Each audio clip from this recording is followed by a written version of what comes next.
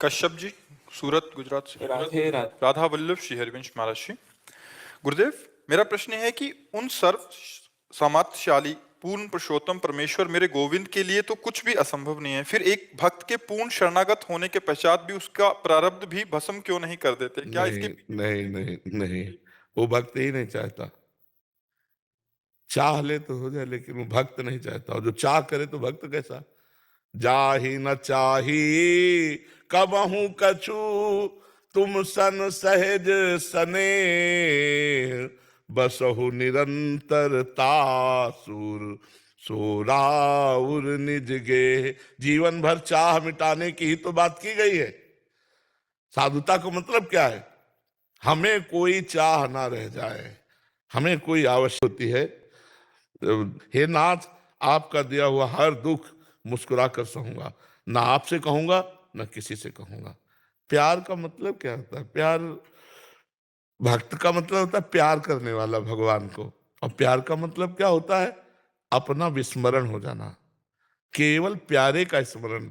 अपने दुख दर्द का स्मरण रहा तो फिर भक्ति का रंग क्या?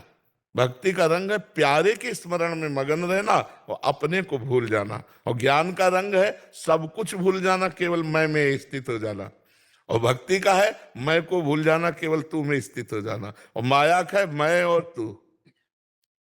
ये प्रेम जो है ना, बहुत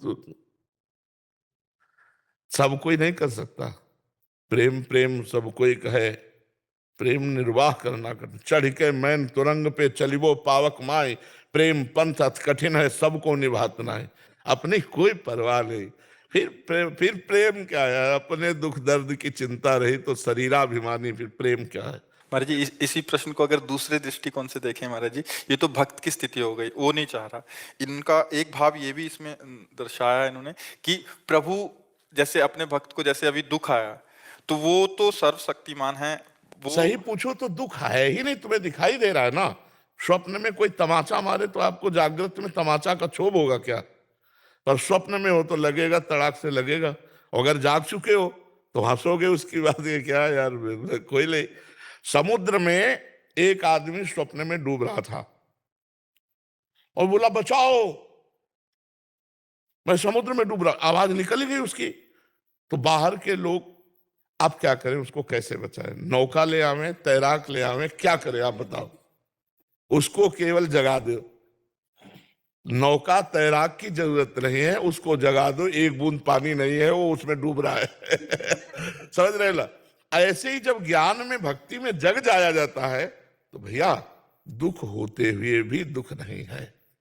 जेहि जाने जग जाए हेराई, जागे जथा स्वपन भ्रम जाई। सत्य मानिए, आपसे सच्ची कह रहे हैं, इस शरीर को जो कष्ट है वो भयानक है। कितने कष्ट मतलब आपको, लेकिन जीरो, कोई कष्ट नहीं। आपको क्या महसूस हो रहा है कि मैं कष्ट में हूं इस समय वर्तमान में? और वर्तमान में भी कष्ट में हूं। तो कष्ट ऐसे जैसे आपको पीड़ा हो रही और हम देख रहे हैं, पर हम पीड़ा में नहीं। ये मेरे भगवान की कृपा नहीं दिखाई दे रही? अब विचार करो, भगवान अपने भक्त का प्रारब्ध मिटा सकते हैं, लेकिन भगवान प्रारब्ध नहीं मिटाते, प्रारब्ध भोगने की सामर्थ्य देते हैं। कानून है, वो तोड़ सकते हैं। जगन्नाथपुरी के माधवदास बाबा, उनको संग्रहणी रोग हुआ तो बार बार सोच, 10-20 बार सोच हो तो आदमी की हालत खराब हो जाए। वृद्ध संत तो बेहोश हो गए। जब होश आया तो सुगंध, तो उन्होंने कहा कि कुटिया में तो दुर्गंध थी मल से। तो देखा समुद्र से लंगोटी धोते हुए आए जगन्नाथ जी स्वयं, नौ किशोर अवस्था, घनश्याम स्वरूप। तो उनका कौन हो सकता है जो हमारी लंगोटी धोए? तो जब मुड़े तो देखा रे कमल लोचन भगवान। तो कहा जय जय। हाँ बाबा, ये क्या कर रहे हो आप? मुझे दास की लंगोटी आप धो? तो बाबा तुम्हारे पास और कोई है क्या? बोले प्रभु आपके सिवा तो कोई नहीं। तो बोले जिसका मेरे सिवा कोई नहीं है उसकी स्वयं मैं सेवा करता हूं। भगवान कहते हैं ना योगक्षेमम कराम में, हम नहीं कहा कि मैं करवा देता हूं, नहीं तो जय विजय को भेज देते। कितने भगवान के पार्षद हैं, भगवान किसी को वो स्वयं बोलते हैं योगक्षेमम वहां में हम मैं। तो यही प्रश्न किया था श्री बाबा ने ठाकुर जी से कि तो जय जय फिर प्रारब्ध ही नष्ट कर दो, इससे तो अच्छा कि हम आपको देख रहे हैं कि मल भरी लंगोटी धो रहे हो, तो इससे अच्छा हमारा। बोले बाबा अगर अभी प्रारब्ध हम मिटा देंगे तो फिर अगला जन्म हो जाएगा, इसलिए तुमको हम साथ ले चलना चाहते हैं, तो तुम प्रारब्ध भोग लो, मैं लंगोटी धो रहा हूं तुम्हारी।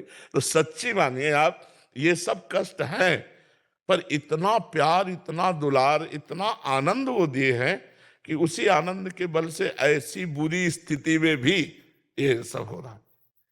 तो कैसे शिकायत करोगे आप बताओ? हमें पता है कि हमने बहुत बड़ी गलती की, अब हमको सौलठ खानी, और वो